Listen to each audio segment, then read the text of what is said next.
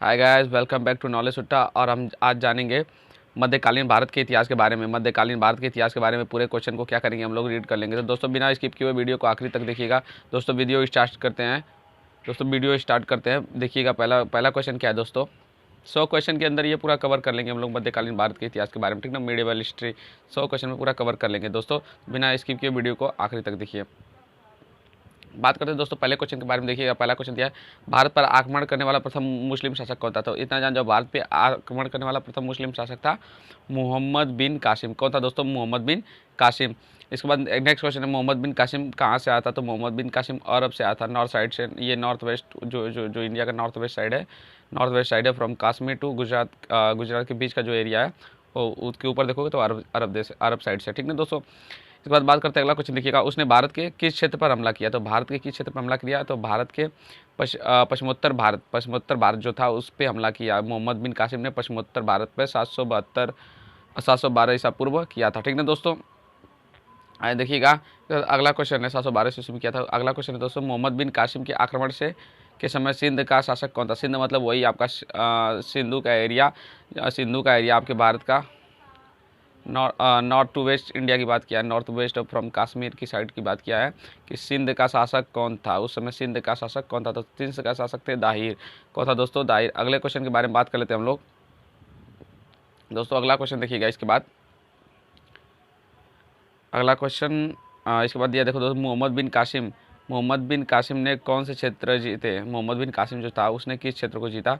मोहम्मद बिन कासिम ने कौन से क्षेत्र को जीते। तो सिंध एवं मुल्तान को क्या कर लिया। मोहम्मद बिन कासिम ने सिंध एवं मुल्तान को जीत लिया दोस्तों। बात करते हैं अगला क्वेश्चन। देखिएगा, भारत का पहला तुर्की आक्रमण किसने किया। तो भारत पर पहला तुर्की आक्रमण जो था वो गजनी के सुपुतगिन मतलब मोहम्मद गजनी को जानते हो, उधर के सुपुतगिन ने किया, ठीक ना दोस्तों। अगला क्वेश्चन है जो 986 में किया। अगला क्वेश्चन देखिएगा, महमूद गजनवी किसका पुत्र था। तो महमूद गजनवी सुबुक्तगिन का पुत्र था, ठीक ना दोस्तों। ये सब गुलाम थे, ठीक ना दोस्तों। ये सब गुलाम थे, तुर्की शासक थे, गुलाम थे, ठीक ना दोस्तों। अगले क्वेश्चन की बात कर लेते हैं हम लोग। और ये अफगानी भी थे, ये आपको बता दिया जाए कि ये अफगानी भी थे। तो दोस्तों इनको अफगानी भी बोला जाता है, ठीक ना, अफगानी। अगला क्वेश्चन देखिएगा दोस्तों, ये तो हो गया आपका, ये भी हो गया। अगला क्वेश्चन देखिएगा, महमूद गजनवी गजनी का शासक किस वर्ष बना। तो महमूद गजनवी गजनी का शासक 998 ईस्वी में बना, ठीक ना दोस्तों। उसके बाद बात करते हैं, महमूद गजनवी ने भारत पर कितनी बार आक्रमण किया। तो 17 बार आक्रमण किया और 17 बार कुकुर जैसा हार गया, ठीक ना दोस्तों। 1001 से लेके 1027 ईस्वी तक किया। तो उसके बाद अगले क्वेश्चन के बारे में बात कर लेते हैं कि 1001 ईस्वी में, मतलब 1001 ईस्वी में गजनवी के आक्रमण का सामना किस हिंदूशाही वंश के शासक को करना पड़ा। तो जयपाल को करना पड़ा दोस्तों, ठीक ना, जयपाल को करना पड़ा। आगे देखिएगा दोस्तों, अगले क्वेश्चन के बारे में हम लोग बात कर लेते हैं दोस्तों। अगले क्वेश्चन के बारे में बात कर लेते हैं। तो गजनवी ने मुल्तान पर हमला कब बोला। तो गजनवी ने मुल्तान पर हमला 1006 ईस्वी में बोला, ठीक है दोस्तों। इसके बाद अगला क्वेश्चन देखिएगा, 12वां क्वेश्चन, जब गजनी ने मुल्तान पर आक्रमण किया तब मुल्तान का शासक कौन था। तो गजनी ने जब मुल्तान पर आक्रमण किया तो उसमें अब्दुल फतह दाऊद वहाँ का शासक था दोस्तों। अगले क्वेश्चन के आगे बढ़ते हैं तो देखिएगा, 14वां क्वेश्चन क्या दिया है कि सोमनाथ पर किसने आक्रमण किया। तो सोमनाथ पर महमूद गजनवी ने आक्रमण किया था 1025 ईस्वी में। 1025 ईस्वी में सोमनाथ पर महमूद गजनवी ने आक्रमण किया था, ठीक ना दोस्तों। इसके बाद अगले क्वेश्चन के बारे में आगे बढ़ते हम लोग। देखिएगा, महमूद गजनवी ने अंतिम हमला किसके लिए किया था। तो जाट के विद्रोह को दबाने के लिए महमूद गजनवी ने अंतिम हमला किया था। जाटों को विद्रोह को दबा दिया जाए, इसके कारण महमूद गजनवी ने हमला किया था, ठीक ना दोस्तों। उसके बाद अगले क्वेश्चन की तरफ आगे बढ़ते हैं। तो भारत में तुर्की राज्य का संस्थापक किसे माना जाता है। तो मोहम्मद गोरी को भारत में तुर्की राज्य का संस्थापक माना जाता है। मोहम्मद गोरी एक अफगानी शासक था दोस्तों। इसके बाद अगला बात करते हैं, मोहम्मद गोरी ने सबसे पहले भारत में कहाँ हमला किया। तो मुल्तान पर हमला किया, ठीक है दोस्तों। इसके बाद अगले क्वेश्चन की तरफ आगे बढ़ते हैं। तो मुल्तान पर आक्रमण के समय किस शासक के हाथों उससे हार की मुंह देखना पड़ा। तो किसका शासक के हाथों उसको हार का मुंह देखना पड़ा। तो गुजरात के शासक मूलराज के हाथों क्या करना, मोहम्मद गोरी को हारना पड़ा था दोस्तों। उसके बाद हम लोग आगे बढ़ते दोस्तों। तो देखिएगा कि तराइन के प्रथम युद्ध में मोहम्मद गोरी को किसने हराया? तो तराइन के प्रथम युद्ध में मोहम्मद गोरी को पृथ्वीराज चौहान जी ने हरा दिया। ठीक ना दोस्तों। इसके बाद अगला क्वेश्चन देखिएगा, तराइन के दूसरे युद्ध में किसने हराया, किसकी जीत हुई? तो मोहम्मद गोरी जो था वो तराइन के द्वितीय युद्ध में क्या हुआ? जीत गया। अगले क्वेश्चन की बात कर लेते हैं दोस्तों। पृथ्वीराज चौहान को बंदी बनाकर मोहम्मद गोरी कहाँ ले गया था? तो पृथ्वीराज चौहान को मोहम्मद गोरी जो था वो बंधक बना के अफगानिस्तान ले गया था। ठीक है दोस्तों। इसके बाद अगले क्वेश्चन के बारे में बढ़ते हैं। तो चंदवार के युद्ध में मोहम्मद गोरी ने किसे हराया? तो चंदवार के युद्ध में मोहम्मद गोरी ने कन्नौज के गढ़वाल शासक जयचंद को क्या कर दिया? हरा दिया था। ठीक ना दोस्तों। इसके बाद अगले क्वेश्चन के बारे में आगे बढ़ते हैं। तो मोहम्मद गोरी ने किसे दिल्ली और उसके आसपास के इलाकों को सौंप दिया? ठीक ना। तो दोस्तों इतना जान जाओ, कुतुबुद्दीन ऐबक को दिल्ली और उसके आसपास इलाकों को सौंप दिया था और उसके बाद वो अपने देश अफगानिस्तान लौट गया। बाद में उसकी मृत्यु हो गई और उसके पूरे साम्राज्य का जो राजा था, वो शासक था, वो कौन बन गया? कुतुबुद्दीन ऐबक। कुतुबुद्दीन ऐबक एक गुलाम है दोस्तों। ठीक ना, तो गुलाम है। अगले क्वेश्चन की तरफ बढ़ते हैं दोस्तों। बिना स्किप किए हुए वीडियो को आखिरी तक देखिएगा। वीडियो अच्छा लगा तो चैनल को लाइक सब्सक्राइब शेयर करना ना भूलिएगा दोस्तों।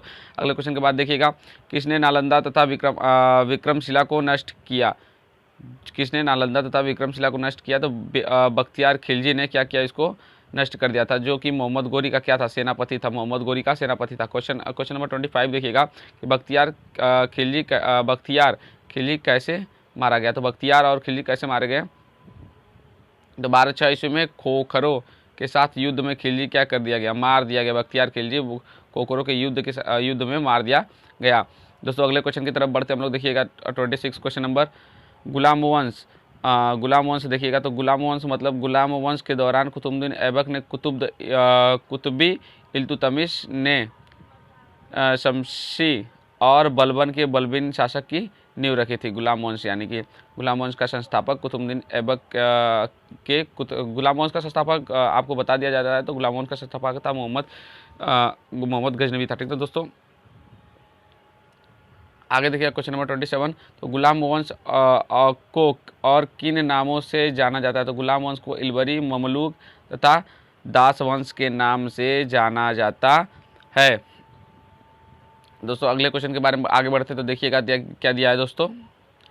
अगला क्वेश्चन देखिएगा दोस्तों क्या दिया है कि दिल्ली का पहला तुर्क शासक किसे माना गया? तो कुतुबुद्दीन ऐबक को दिल्ली का पहला तुर्की शासक माना गया, क्योंकि यहाँ पे किसने राज किया? कुतुबुद्दीन ऐबक ने। अगला क्वेश्चन देखिएगा दोस्तों।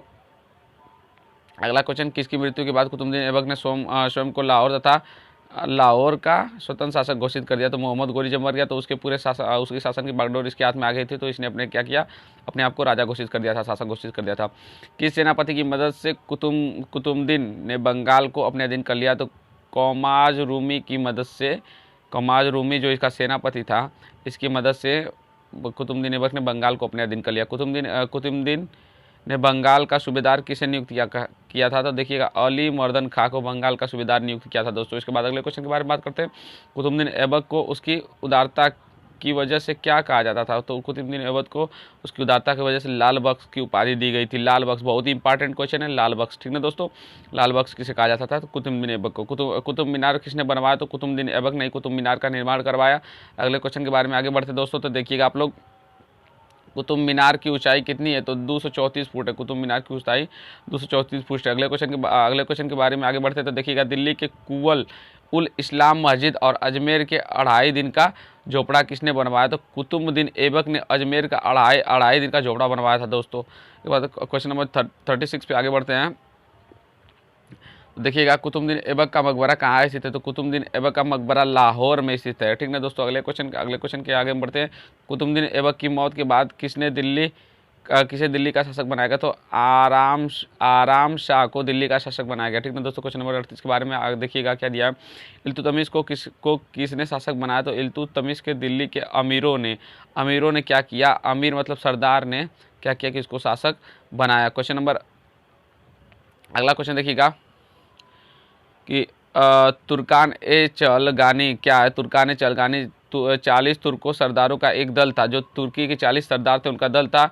इसे इल्तुतमिश ने बनवाया था। ठीक ना। इसको बोला जाता है तुर्कान ए चलगानी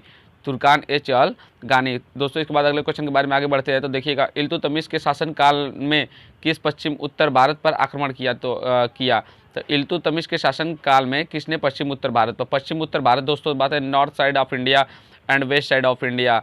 नॉर्थ एंड वेस्ट का जो बीच का क्षेत्र है इसको बोलते हैं पश्चिम उत्तर भारत, पश्चिम उत्तर भारत, ठीक ना दोस्तों।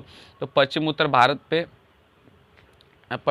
भारत पे किसने आक्रमण करवाया था इल्तुतमिश के शासनकाल में? तो देख लीजिए आंसर क्या है, मंगोल शासक जो था चंगेज खां, जो मंगोल शासक था उसने क्या किया था, आक्रमण करवाया था। अगला क्वेश्चन बढ़ते हैं क्वेश्चन नंबर 42 में। तो इल्तुतमिश ने किसे बंगाल का गवर्नर नियुक्त किया था? तो इल्तुतमिश ने हुशामुद्दीन को बंगाल का गवर्नर नियुक्त किया था दोस्तों। इसके बाद अगले क्वेश्चन के बारे में बढ़ते हैं। तो किसने उज्जैन पर आक्रमण कर महाकाल मंदिर को लूटा? ठीक ना, तो इल्तुतमिश ने 1234 से 1235 ईस्वी के बीच क्या किया था कि उज्जैन पर आक्रमण कर दिया था और महाकाल मंदिर को, जो फेमस मंदिर है महाकाल मंदिर, उसको क्या किया था, खूब लूटा था दोस्तों। इसके बाद अगले क्वेश्चन के बारे में बढ़ते हैं। तो इल्तुतमिश ने कौन सी व्यवस्था लागू की थी? तो बता देते हो इल्तुतमिश ने इक्ता व्यवस्था लागू की थी दोस्तों। आप जल्दी से कमेंट में करके बताइए कि ये जो अफगानी थे और इसके बाद अरब शासक थे और जिसे इतिहास में बहुत बढ़िया से बताया गया वो कैसे थे, ठीक ना दोस्त, वो असली में क्या थे, लुटेरे थे या बढ़िया शासक थे, ठीक ना दोस्तों। इसके बाद वीडियो को कंटिन्यू करते हुए हम अगले क्वेश्चन की तरफ आगे बढ़ते हैं। कंटिन्यू करते हुए अगले क्वेश्चन की तरफ आगे बढ़ते हैं। देखिएगा दोस्तों, उसने किस नाम से सिक्के चलाए? तो जान जाइएगा, उसने जीतल एवं टंका नाम से क्या किया, सिक्के चलाए। उसने का मतलब इल्तुतमिश ने, ठीक ना दोस्तों। इसके बाद बात करते हैं अगला क्वेश्चन, देखिए रजिया सुल्तान। तो रजिया सुल्तान इल्तुतमिश ने अपने बेटी रजिया सुल्तान को उत्तराधिकारी बना दिया, ठीक ना। इल्तुतमिश की बेटी का नाम था रजिया सुल्तान। Important question. बात करते हैं, रजिया दिल्ली सल्तनत की पहली और अंतिम महिला शासक थी और ये बहुत योग्य शासक थी ना दोस्तों। बता दिया जाए, आपने रजिया सुल्तान का नाम सुना होगा, इतिहास के पन्नों में रजिया सुल्तान का नाम काफ़ी फेमस है दोस्तों। और ये बहुत ही योग्य शासक थी, बहुत ही योग्य शासक थी। जितना कि वहाँ के पुरुष में शक्ति नहीं थी उतना इनके में शक्ति थी दोस्तों। बता दिया जाता है कि मतलब बहुत योग्य शासक थी, लड़ने में एकदम इनको महारत हासिल था, ठीक है दोस्तों। रजिया बेगम ने जलालुद्दीन याकूत को अमीर ए आकुर नियुक्त किया था तथा भटिंडा को सूबेदार। अल्तुनिया से रजिया की शादी हुई। इसी बीच इल्तुतमिश के एक पुत्र बहराम शाह ने सत्ता हथिया ली और भटिंडा से दिल्ली आते वक्त रजिया व अल्तुनिया की हत्या कैथल के निकट कर दी। देख लो दोस्तों, उसका भाई उसकी क्या कर दिया, हत्या कर दिया दोस्तों, ये देख लीजिएगा। इतिहास बात करते आ गया, देखिए इतिहासकार मिनहाज उस सिराज के मुताबिक रजिया का स्त्री होना उसके पतन का कारण था। अगर वो स्त्री नहीं होती तो उसको कोई मार नहीं सकता था दोस्तों। अगले क्वेश्चन की तरफ आगे बढ़ते हैं। तो देखिएगा, विदाउट स्किप किए हुए वीडियो को आखिरी तक देखिएगा दोस्तों और चैनल को लाइक सब्सक्राइब शेयर करना ना भूलिएगा। बात करते हैं क्वेश्चन नंबर 47 के बारे में। तो देखिएगा, क्वेश्चन नंबर 47 आपका दिया गया है कि जलालुद्दीन फिरोज खिलजी दिल्ली की गद्दी पर कब बैठा? तो जलालुद्दीन फिरोज खिलजी दिल्ली की गद्दी पर 1290 ईस्वी में बैठा और यहीं से स्टार्ट हुआ क्या, खिलजी वंश। कैसा वंश? खिलजी वंश। आपको बता दें, ये दिल्ली सल्तनत की बात की जा रही है। दिल्ली सल्तनत में 5 वंशों ने शासन किया था, ठीक ना दोस्तों। अगला क्वेश्चन देखिएगा 48, क्वेश्चन नंबर 48, मुल्तान बनने से पहले जलालुद्दीन क्या था? तो सुल्तान बनने से पहले, माफ़ करिएगा, सुल्तान बनने से पहले जो जलालुद्दीन था वो बुलंदशहर का क्या था, इफ्तदार था बुलंदशहर का। अगले क्वेश्चन की तरफ आगे बढ़ते देखिएगा, नवीन मुसलमान किसे कहा गया? तो दिल्ली में बसने वाले मंगोलों को क्या कहा गया था? नवीन मुसलमान। तो दिमाग में रखिएगा कि नवीन मुसलमान यानी मंगोल शासक। इसके बाद क्वेश्चन नंबर 50 देखिएगा, किसने जलालुद्दीन फिरोज खिलजी की हत्या करके गद्दी हासिल की थी? तो जिसने उसका बाबू वो था, क्या बोलते हैं उसको, उसका भतीजा ये लगता था अलाउद्दीन खिलजी, जो 1296 ईस्वी में अपने चाचा को ही मार दिया और क्या कर दिया, हत्या कर दिया, चाकू से पेटे में गोप दिया। कुकुर है सब ना भाई, अरब है तो कुकुर ही है। तो देखिएगा, इन्होंने हत्या करके क्या कर दिया, सत्ता हत्या लाया। उसके बाद अगले क्वेश्चन के बारे में आगे बढ़ते तो देखिएगा, जलालुद्दीन खिलजी के शासन में अलाउद्दीन क्या था? तो कड़ा मानिकपुर का सूबेदार था। कड़ा मानिकपुर जो उसके क्षेत्र का एक हिस्सा था, वहाँ का वो क्या था, सूबेदार नियुक्त किया गया था दोस्तों। इसके बाद अगला क्वेश्चन देखिएगा, उसने देवगिरी पर कब आक्रमण किया? तो उसने मतलब जलालुद्दीन ने 1296 ईस्वी में सत्ता हथियाने के बाद क्या कर दिया था, अलाउद्दीन खिलजी ने, कि आक्रमण कर दिया था देवगिरी पे। उसके बाद अगला क्वेश्चन सिकंदर ए दोस्तों, अगला क्वेश्चन देखिएगा थोड़ा सा, सिकंदर ए शानी की उपाधि किसने ग्रहण की थी? तो अलाउद्दीन ने सिकंदर ए शानी की उपाधि ग्रहण की थी दोस्तों। इसके बाद अगला क्वेश्चन देखिएगा कि अलाउद्दीन के समय किसने दिल्ली में विद्रोह किया? तो हाजियों ने क्या कर दिया था, दिल्ली में विद्रोह कर दिया था। हाजियों के विद्रोह को किसने खत्म कर दिया? तो हिमुद्दीन ने क्या कर दिया, इसको खत्म कर दिया, हाजी लोग के विद्रोह को। इसके बाद अलाउद्दीन ने कौन सा सिद्धांत चलाया? तो दैवी अधिकार चलाया। अलाउद्दीन ने दैवी अधिकार चलाया। देखिए अलाउद्दीन खिलजी ने सेना में कौन सी प्रथा शुरू की थी, तो हुलिया रखने की प्रथा शुरू की थी। इसके बाद अगला क्वेश्चन देखिएगा, खिलजी वंश में घोड़ों को दागने की पद्धति किसने शुरू की, तो अलाउद्दीन खिलजी ने क्या किया कि घोड़ों की दागने की पद्धति चालू की थी। ठीक है दोस्तों, भू राजस्व व्यवस्था को अधिक प्रभावी बनाने के लिए अलाउद्दीन खिलजी ने किसकी स्थापना की, तो भू राजस्व व्यवस्था यानी टैक्स, भू और जमीन का टैक्स था। ठीक है दोस्तों, दीवान मुस्त खराज की व्यवस्था क्या की थी, लागू की थी या स्थापना की थी। उसके बाद बिना स्किप किए हुए वीडियो को आखिरी तक देखिएगा दोस्तों। बात करते हैं अगले क्वेश्चन के बारे में दोस्तों। देखिएगा क्वेश्चन नंबर 60, अलाउद्दीन का प्रसिद्ध सेनापति कौन था, उसने दक्षिण भारत अभियान का नेतृत्व किया था, तो मलिक काफूर जो था, मलिक काफूर वो इसका बहुत बहुत प्रसिद्ध सेनापति था, जो जिसने दक्षिण भारत अभियान का नेतृत्व किया था। मतलब दक्षिण भारत अभियान मतलब दक्षिण को जीतने का नेतृत्व किया था कि दक्षिण हम जाएंगे जीतेंगे। अलाउद्दीन के दरबारी के कवि कौन थे, तो अलाउद्दीन के दरबारी के कवि थे अमीर खुसरो जी। ठीक है दोस्तों, इसके बाद अगला क्वेश्चन देखिएगा, सितार एवं तबले के आविष्कार का श्रेय किन्हें कहा जाता है, तो अमीर खुसरो को सितार एवं तबले का आविष्कारक कहा जाता है। दोस्तों इब्न बतूता की पुस्तक रेहला में किस शासक की घटनाओं का वर्णन है, तो बता देते हैं इब्न बतूता की पुस्तक रेहला में मोहम्मद तुगलक की घटनाओं के वर्णन है। उसके बाद अगला क्वेश्चन देखिएगा, अलाउद्दीन की मृत्यु के बाद दिल्ली का सुल्तान कौन बना, तो अलाउद्दीन की मृत्यु के बाद दिल्ली का सुल्तान बना कुतुबुद्दीन मुबारक। इसे खलीफा की उपाधि ग्रहण की गई या खलीफा की उपाधि दी गई।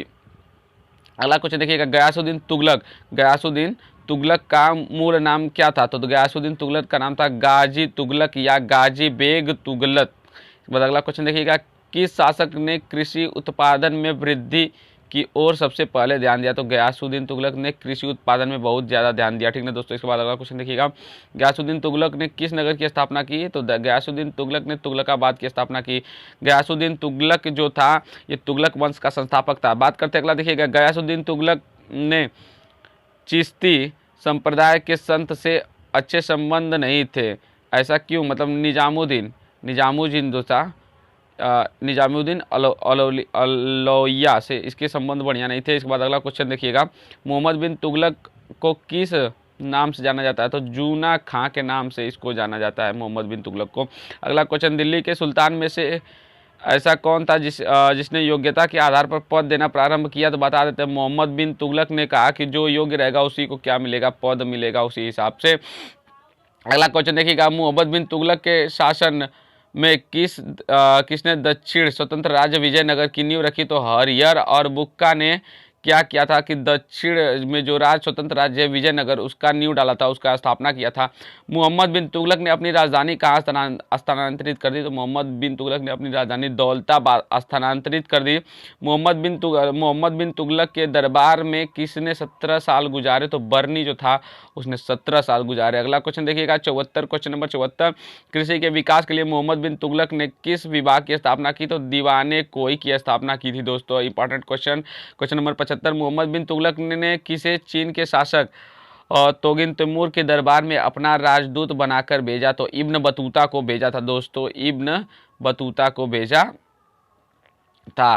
दोस्तों इसके बाद अगला क्वेश्चन देखिएगा, दोस्तों अगला क्वेश्चन बिना स्किप किए हुए देखिएगा क्वेश्चन नंबर 76, मोहम्मद बिन तुगलक को मानसिक रूप विक्षिपित किसने माना, तो बता देते हैं ब्रिटिश इतिहासकार एलिफंसन ने माना था। दोस्तों इसके बाद क्वेश्चन नंबर 77, किसने लिखा है कि सुल्तान के मरने के बाद सुल्तान की प्रजा को सुल्तान से मुक्ति मिल गई, तो बंदा यूनी ने ऐसा लिखा था कि सुल्तान के मरने के बाद सुल्तान की प्रजा और सुल्तान को क्या हुआ कि मुक्ति मिल गई। क्वेश्चन नंबर 78, किस चीनी शासक ने 1341 ईस्वी में मोहम्मद बिन तुगलक के दरबार में अपने राजदूत भेजा, तो बता देते तोंगन तैमूर ने एक चीनी शासक था जिसने 1341 ईस्वी में मोहम्मद बिन तुगलक के दरबार में अपना राजदूत भेजा था। अगला क्वेश्चन देखिएगा 79, मोहम्मद बिन तुगलक की मृत्यु कहाँ हुई, तो ठट्टा में हुई। मोहम्मद बिन तुगलक की मृत्यु ठट्टा में मर गया। मोहम्मद बिन तुगलक के बाद दिल्ली का शासक कौन बना, तो फिरोज शाह तुगलक जो था वो मोहम्मद बिन तुगलक के बाद क्या बना, शासक बना।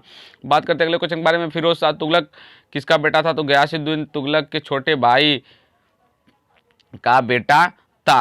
अगला क्वेश्चन देखिएगा, हिंदू माता से उत्पन्न पहला मुस्लिम शासक कौन था, तो फिरोज शाह तुगलक था। क्वेश्चन नंबर अगला बात करते दोस्तों देखिएगा, तो वीडियो को लाइक सब्सक्राइब शेयर कर दिएगा दोस्तों। क्वेश्चन नंबर 95, बहुत मेहनत लगती है दोस्तों वीडियो बनाने में। क्वेश्चन नंबर 95, तैमूरलंग ने किसे मुल्तान, लाहौर और दीपालपुर का शासक नियुक्त किया था? तैमूरलंग ने खिज्र खां को क्या किया था कि तैमूरलंग ने मुल्तान, लाहौर और दीपालपुर का शासक नियुक्त किया था।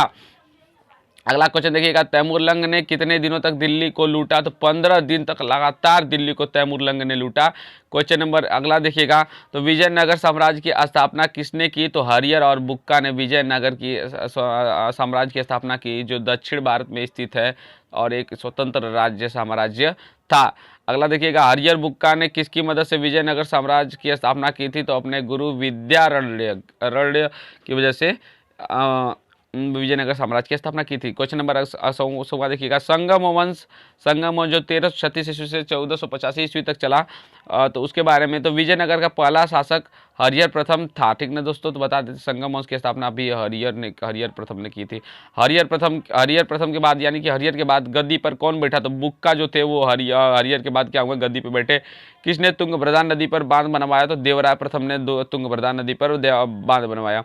अगला क्वेश्चन देखिएगा, देवराय प्रथम ने अपनी पुत्री की शादी किसके साथ की? तो बहमनी राजा फिरोज शाह के साथ क्या कर दी? अपने पुत्री की शादी कर दी। अगला क्वेश्चन देखिए, हरिवालासम की रचना किसने की थी? तो तेलुगु कवि श्रीनाथ ने हरिवालासम की रचना की थी, यानी कि दक्षिण के बारे में बात किया गया दोस्तों।